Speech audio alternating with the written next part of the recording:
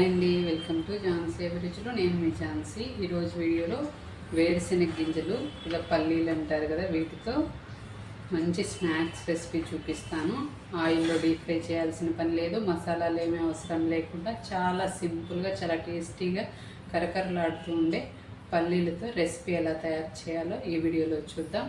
ముందుగా మీరు first time నా వీడియో చూస్తున్నట్లయితే ప్లీజ్ లైక్ చేయండి, షేర్ చేయండి, సబ్స్క్రైబ్ చేసుకోండి. అలాగే మీ ఫ్రెండ్స్ అండ్ ఫ్యామిలీ మెంబర్స్కి షేర్ చేయండి. ముందుగా ఇలా ఒక కప్పు వేరుశెనగ గింజలను తీసుకున్నాను. వీటిని ఒక గిన్నె తీసుకొని అందులోనికి వేరుశెనగ గింజలను వేసుకోవాలి. వేరుశెనగ గింజలు వేసుకున్న తర్వాత ఇందులో వాటర్ వేసుకొని ఒకసారి నీట్గా కడిగేసుకొని వీటిని నానబెట్టుకోవాలి. 1 అవర్ పాటు నానబెట్టుకోవాలి. ఇలా నానబెట్టుకుంటే ఉడికించుకోవడానికి తక్కువ టైం పడుతుంది. ఇలా 1 అవర్ పాటు నానబెట్టుకున్న తర్వాత వీటిని స్టవ్ వెలిగించుకొని స్టవ్ మీద పెట్టుకొని ఉడికించుకోవాలి. అలాగే ఇందులో కొద్దిగా సాల్ట్ వేసుకోవాలి. సాల్ట్ మరి ఎక్కువ వేయకూడదు, లైట్గా వేసుకుంటే సరిపోతుంది. ఈ వేరుశెనగ గింజలను ఉడికించుకోవాలి. మరీ సాఫ్ట్గా ఉడకాల్సిన అవసరం లేదు, కాస్త మెత్తబడితే చాలు. ఇలా ఉడికించుకున్న తర్వాత స్టవ్ ఆపేసి వీటిని ఇలా రంధ్రాలు ఉన్న గిన్నెలోనికి వంపేసుకోవాలి. వాటర్ అంతటిని ఇలా వంపేసుకోవాలి.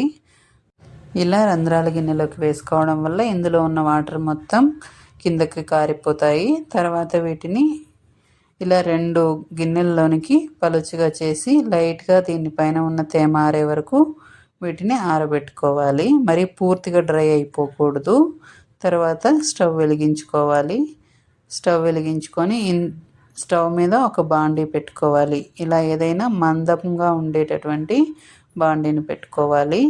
మందపాటి బాండీని పెట్టుకోవడం వల్ల పెనము త్వరగా హీట్ అవ్వకుండా ఉంటుంది. అందుకోసమని ఇక్కడ నేను ఐరన్ బాండీని పెట్టుకున్నాను. తర్వాత ఇందులోనికి మనం తినే సాల్ట్ వేసుకోవాలి. మంటని లో ఫ్లేమ్లో పెట్టుకొని ఈ సాల్ట్ను హీట్ అవ్వనివ్వాలి. ఇలా పలుచగా స్ప్రెడ్ చేసుకొని సాల్ట్ అంతటిని ఈవెన్గా హీట్ అయ్యేటట్లు చూసుకోవాలి.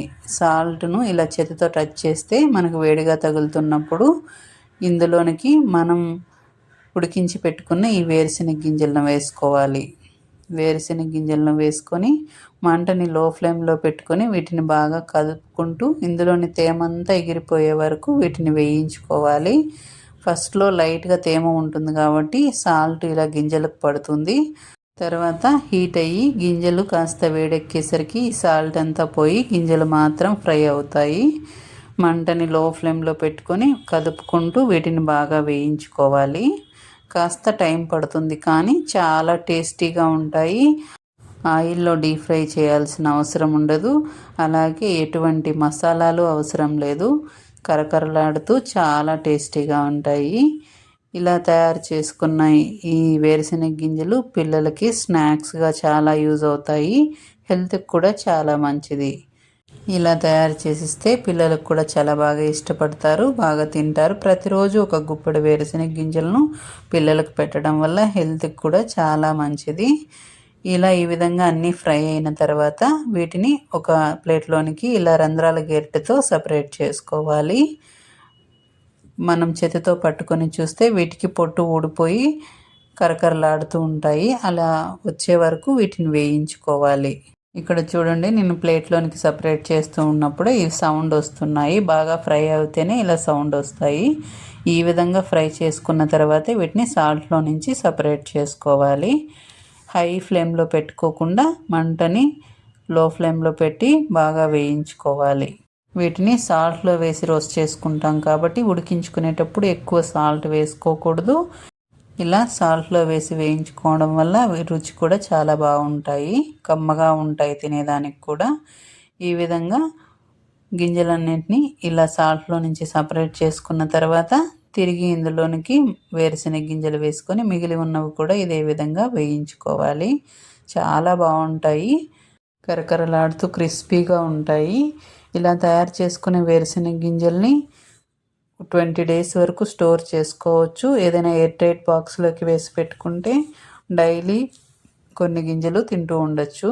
పిల్లలు కూడా స్నాక్స్ బాక్సుల్లోకి పెట్టవచ్చు. మిగిలి ఉన్న గింజలను కూడా ఇదే విధంగా మంటని లో ఫ్లేమ్లో పెట్టి వేయించుకోవాలి. ఇక్కడ చూపిస్తున్నాను చూడండి. ఇలా గింజలను చేతితో పట్టుకొని నలిపితేనే పొట్టు అంతా పోతుంది. ఇవి ఇంకా కాస్త చల్లారితే ఇంకా క్రిస్పీగా వస్తాయి.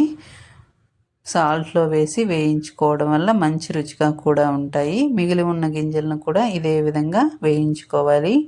గింజలు వేసిన వెంటనే వీటిని కదుపుతూ ఉండాలి, లేకపోతే సాల్టు ఈ గింజలకున్న తేమతో మెల్ట్ అయిపోయి గింజలకు పట్టేస్తుంది. అందుకోసమని ఇలా కలుపుకుంటూ వేయించుకోవాలి. ఈ విధంగా మొత్తం గింజలన్నింటినీ వేయించుకొని ప్లేట్లోనికి సపరేట్ చేసుకోవాలి. ఇలా వేయించుకున్న తర్వాత మిగిలి ఉన్న ఈ సాల్ట్ను మనం కేకులు తయారు చేసుకునేటప్పుడు లేదా ఇలా వేరే గింజలు వేయించుకునేటప్పుడు కూడా వాడుకోవచ్చు. దీన్ని ఏదైనా బాక్స్లో స్టోర్ చేసుకోవాలి. సరే, చాలా సింపుల్గా వేరుశెనగ గింజలను ఏ విధంగా రోస్ట్ చేసుకోవచ్చో మీరు కూడా ఈ విధంగా ట్రై చేయండి. మీకు నా వీడియో నచ్చినట్లయితే లైక్ చేసి, షేర్ చేసి, సబ్స్క్రైబ్ చేసుకోండి. అలాగే మీ ఫ్రెండ్స్ అండ్ ఫ్యామిలీ మెంబర్స్కి షేర్ చేయండి. Thank you.